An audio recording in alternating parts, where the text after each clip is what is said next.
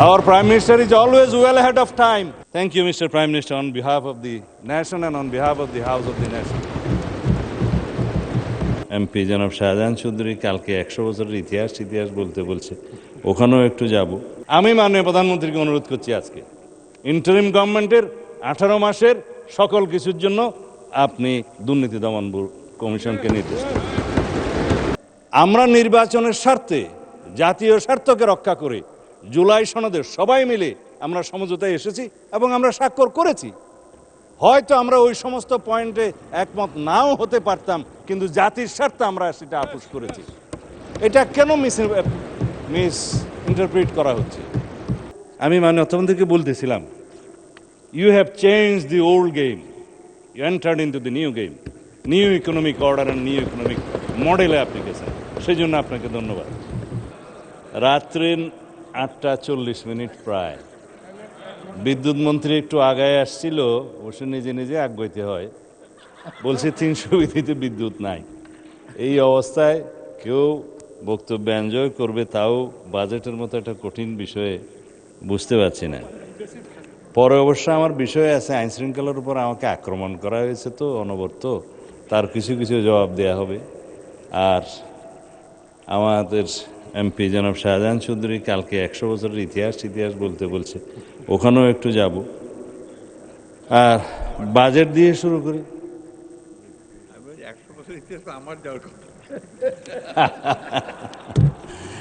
মানে স্পিকার, বৈশ্বিক মহামারী করোনার এবং বেশ কয়েকটি যুদ্ধ, গাজা, সিরিয়া, ইউক্রেন, সব কিছুর পরে একটা ভঙ্গুর বিধ্বস্ত অর্থনৈতিক পরিস্থিতির মধ্যে বাংলাদেশের মানুষ আমাদেরকে 2/3 বেশি আসনে জয়ী করে এই সংসদে পাঠিয়েছে।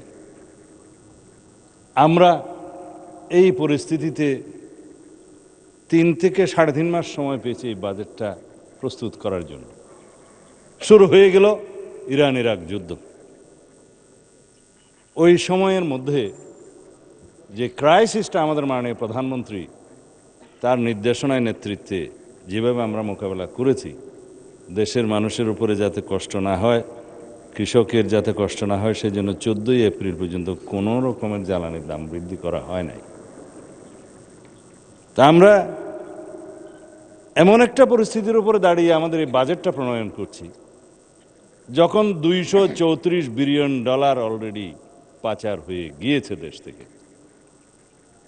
আমরা এইরকম একটা তলাবিহীন ঝুড়িতে পরিণত করা অর্থনৈতিক অবস্থার উপরে দাঁড়িয়ে আমরা বাজেট দিতে বসেছি। বিখ্যাত অর্থনীতিবিদ পল স্যামুয়েলসনের একটা কথা আছে, economics is the study of choice under scarcity. আমরা সেরকমই একটা স্কারসিটির উপরে চয়েস করছি। আমরা ফেসিবাদী আমলে দেখেছি ইকোনমিক্স অফ প্লান্ডারিং।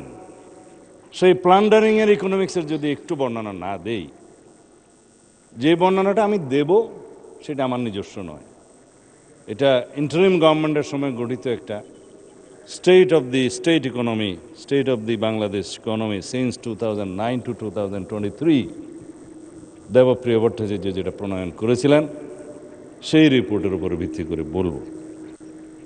আসলে lake of Democratic governance or accountability which originating from the fraudulent elections continuously 1, 2, 3 যেটা হয়েছে আর কি 14, 18 এবং 24-এ, তাতে করে আমরা ইনহেরিট করেছি economics of plundering, crony capitalism এবং oligarchism. As a result endless corruption. যাতে আমরা যদি ম্যানিফেস্টেশন করি এই করাপশনের, তাহলে banking, loans, scams, bank take over, যেটা আলাপ হয় আর কি প্রায়। আমি মাননীয় প্রধানমন্ত্রীকে অনুরোধ করছি আজকে ইন্টারিম গভর্নমেন্টের 18 মাসের সকল কিছুর জন্য আপনি দুর্নীতি দমন কমিশনকে নির্দেশ দেন। করাপশন কোথায় হয়েছে, কিভাবে হয়েছে, কারা করেছে, সব কিছু ফাইন্ড আউট হোক। কারণ ভিত্তি হচ্ছে টিআইবি, গত কয়েকদিন আজকে একটা রিপোর্ট দিয়েছে, আপনারা পত্রিকায় শুনেছেন। সর্বোচ্চ দুর্নীতি হয়েছে ইন্টারিম গভর্নমেন্টের সময়ে, সেই দুর্নীতির পরিমাণ আমি বলছি না, পত্রিকাটা এখন আমার কাছে নেই, সবাই নিশ্চয়ই দেখেছেন। তো তারা তো এক্সামশন পেতে পারে না। এখন এটা তাহলে আর পড়ি না। আর এই একটা অস্থির সময় পার হয়ে নির্বাচন আদায় করতে হয়েছে মাননীয় স্পিকার আমাদের। এখন আমার বন্ধু মানে এমপি নাহিদ সাহেব বললেন, আমি নাকি এখানে একটা সরল স্বীকারোক্তি করেছি যে অনেক কিছু আপোষ করে আমরা জুলাই সনদে সই করেছি।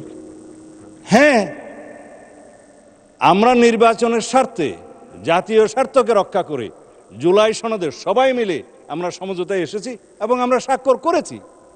হয়তো আমরা ওই সমস্ত পয়েন্টে একমত নাও হতে পারতাম, কিন্তু জাতির স্বার্থে আমরা সেটা আপোষ করেছি। এটা কেন মিস ইন্টারপ্রিট করা হচ্ছে? যাদের প্ল্যান ছিল নির্বাচন হবে না, 5 বছরের জন্য থেকে যান, সেটাও তো আমাদের নজরে রাখতে হয়েছে।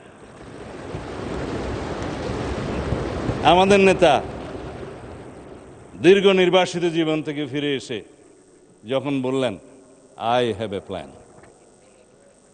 আমরা সেই প্ল্যান নিয়েই এই ইরান যুক্তরাষ্ট্র ইসরায়েল এই যুদ্ধের মধ্যেই শান্তি চুক্তি কেবল হলো, এখন এমওইউ হয়েছে, এখনো সই হয় নাই চুক্তি, আবারও হতে পারে। যাই হোক, সেই অবস্থায় আমরা এখানে দাঁড়িয়ে 9,37,000 কোটি টাকার বাজেট এখানে উপস্থাপন করেছে মাননীয় স্পিকার,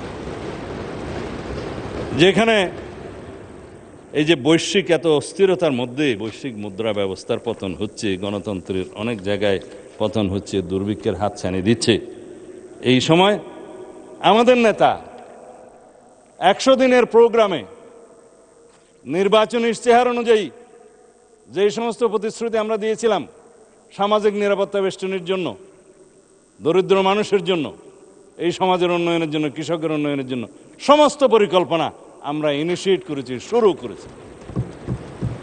10,000 টাকা সুদ সহ কৃষি ঋণ প্রথম ক্যাবিনেট মিটিংয়ে পাশ করে দেওয়া হয়েছে, মওকুফ করে দেওয়া হয়েছে।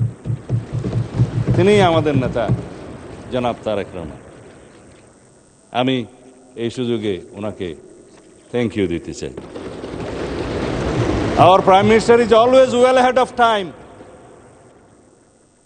Thank you, Mr. Prime Minister, on behalf of the nation and on behalf of the House of the Nation. মাননীয় স্পিকার, আমি এখন স্মরণ করব আমাদের মহান নেতা শহীদ রাষ্ট্রপতি জিয়াউর রহমানকে, যিনি বাংলাদেশের অর্থনীতিকে একটা শক্ত ভিত্তির উপর দাঁড় করিয়ে গিয়েছেন। স্বনির্ভর বাংলাদেশ গড়ার জন্য তিনি চেষ্টা করে গিয়েছেন, আমাদেরকে বিভিন্ন পলিসি এবং রাষ্ট্রীয় কাঠামো দাঁড় করিয়ে দিয়েছেন। স্মরণ করছি যাদের রক্ত ঘামে ত্যাগে এই রাষ্ট্রের অর্থনীতি টিকে আছে। স্মরণ করছি মরহুম দেশনেত্রী বেগম খালেদা জিয়াকে, যিনি শহীদ রাষ্ট্রপতি জিয়াউর রহমানের সেই কর্মসূচিকে ধারণ করেছিলেন এবং সেগুলো কন্টিনিউ করেছেন। এখন আমরা এই গণ অভ্যুত্থানে যারা রক্ত দিয়েছে, রক্ত রঞ্জিত করেছে আমাদের কালো রাজপথ, যে সমস্ত আমাদের সন্তানেরা শহীদ হয়েছে, পঙ্গু হয়েছে, চক্ষু হারিয়েছে, তাদেরকে স্মরণ করছি, তাদের সকলের প্রতি সহানুভূতি প্রকাশ করছি। যারা অসুস্থ আছেন তাদের সুস্থতা কামনা করছি। মানে স্পিকার, এক লাইনেই স্মরণ করা যেত, কিন্তু আমরা আলাদা আলাদা করে 71-এর মুক্তিযোদ্ধাদেরকে স্মরণ করি, 24-এর অভ্যুত্থানের যারা শহীদ হয়েছেন তাদেরকে স্মরণ করি, যারা এই দেশের জন্য বিভিন্ন গণতান্ত্রিক সংগ্রামে জীবন দিয়েছেন, উৎসর্গ করেছেন তাদের জীবন, তাদেরকে স্মরণ করি। সেটা একভাবেই করতে পারত, কিন্তু শুধুমাত্র যারা এই দেশকে পরিবর্তনের জন্য, এই দেশের অর্থনীতিকে এগিয়ে নিয়ে যাওয়ার জন্য যারা অক্লান্ত পরিশ্রম করেছেন, আজকে শুধু তাদেরকে স্মরণ করেছি আলাদাভাবে। মাননীয় স্পিকার, বাজেট সম্পর্কে মাননীয় অর্থমন্ত্রী ভালো বলবেন। আমার তো বিভিন্ন রকমের সাবজেক্ট, কিন্তু বাজেট সম্পর্কে যেহেতু আলোচনা করতে উঠেছি, তো কিছু বিষয় তো বলতেই হয়।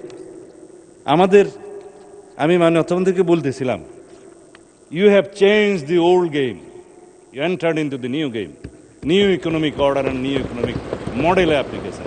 সেই জন্য আপনাকে ধন্যবাদ। পুরাতন ধ্যান ধারণার যে অর্থনীতি, যে বাজেট, সেই ধারণা থেকে মাননীয় প্রধানমন্ত্রীর নির্দেশনায় তিনি বেরিয়ে গিয়ে নতুন ধ্যান ধারণার বাজেট দিয়েছেন। It's a budget of new economic order for the country. এখানে সোশ্যাল সেফটি নেটওয়ার্ক যেভাবে আপনি দিয়েছেন, যারা সেই অর্থগুলো অর্থনীতিতে আবার সার্কুলেট করবে, সেইভাবে রিভলভিং ইকোনমি হিসেবে বাংলাদেশের দরিদ্র অর্থনীতিটা পাল্টে যাবে।